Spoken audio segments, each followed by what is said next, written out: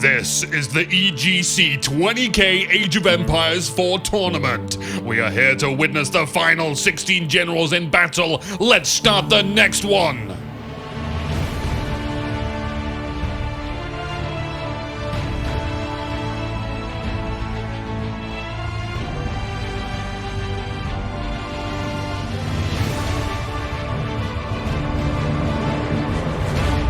Hello and welcome. My name's Anuki. I'm your disposable tour guide. It's a French off and settling in the north. They live in a blue house with a blue window. It's Vortix. In the south, going to be raising the red roof on this town center. It's good luck to Jordan AoE. The map is Dry Arabia, the most basic, generic, default, universally bare, vacant, normal, vanilla landscape. But it's not plain and boring. It's a good map. And a good map for France to use their royal knights to harass villagers with until someone comes along and smites the hell out of a patch note. So if you're joining us for the first time, perhaps years in the future, this is the very first Age of Empires 4 tournament. Nobody knows what they're doing, except for me. I know everything. That's why I lose all my Age of Empires matches, to make it more interesting. I lie. I have over...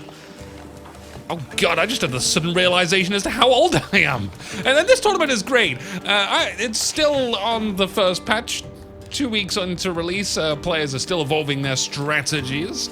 The rules are in these best of threes. If you win with one civilization, you cannot choose them again. Other rules not really as important to know, such as show up to your damn match. Sometimes people don't get that rule, but it's very important. Necessary, even. Sounds like one of the villagers just had a nice cup of hot cocoa, and I would recommend for you to do the same. These can be long matches. So, the things we are looking out for.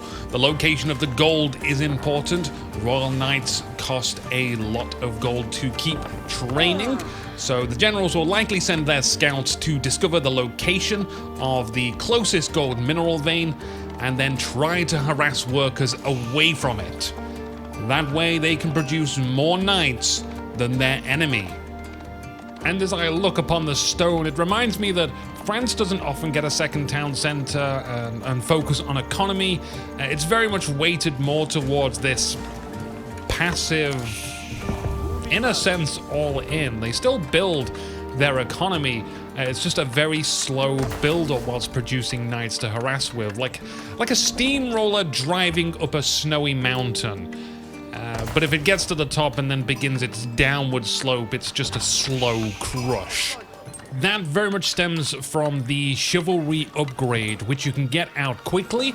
This allows the knights to heal 1 health every second when out of combat. So they drive in, harass villagers, back away, heal up, and repeat the process until eventually a victory will occur for someone.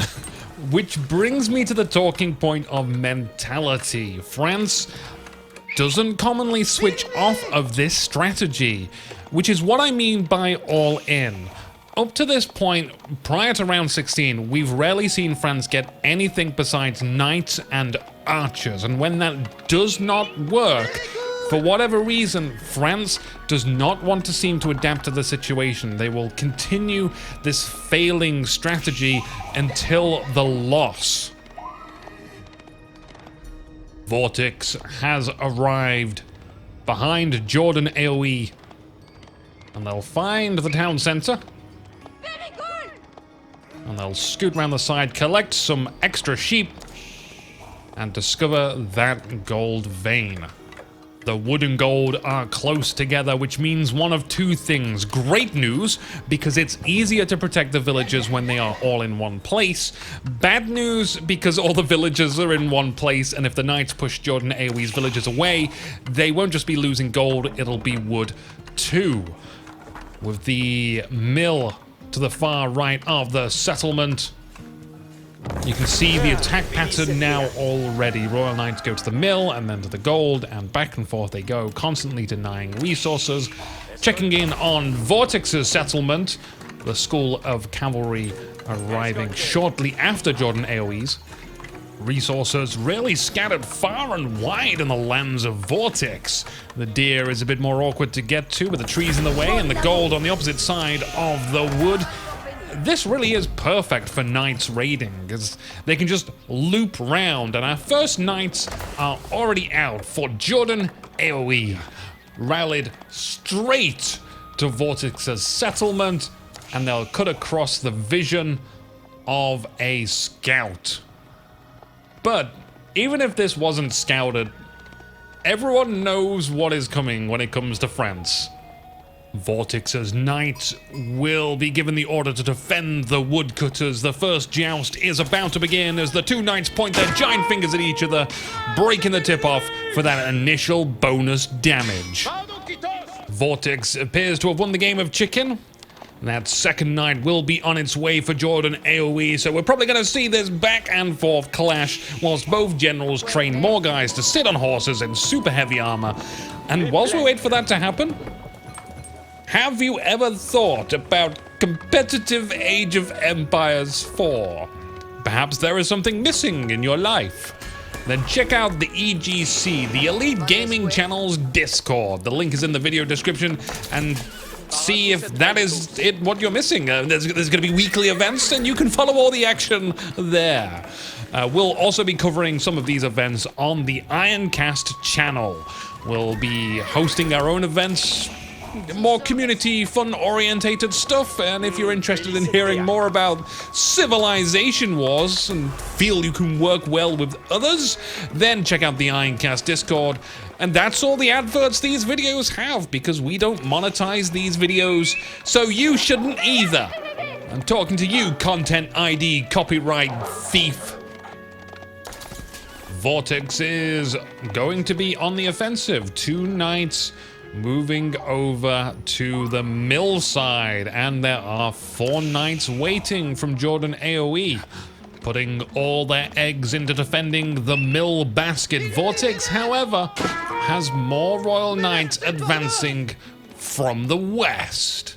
Clean access to torment the hard-working villagers. Oh no! Jordan reacted by sending their knights over just as the ones on the east attacked, so they end up defending nothing. It's really unfortunate timing. It's a good first strike from Vortix.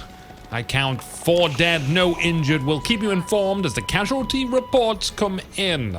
This is news at 7 minutes in the game. Now for the weather. No weather report. The Red Raging Knights angrily chasing away Vortix's knights. And whilst they keep tabs on these two, what about the other ones? They're still roaming around to the southwest. Jordan AoE's knights have no element of surprise if they plan to attack. Vortix can shift their villagers to avoid with ease. Jordan AoE will cancel that, and they're going to be playing chase the blue knights around their settlement.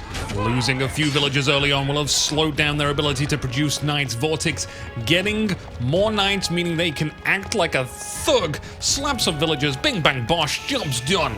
Jordan AoE will try and inflict some minor wounds back to the enemy, but awaiting them is more knights than they can handle. Vortix quick to pull the villagers away and then assign them back to work, not losing any time. Break time's over, peasants!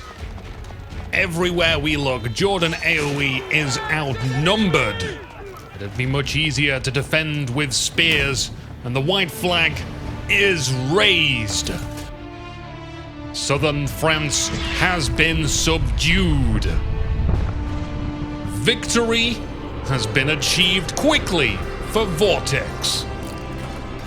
That was a fast one, but not as fast as clicking to the next match. Let's go round 2 in this best of 3.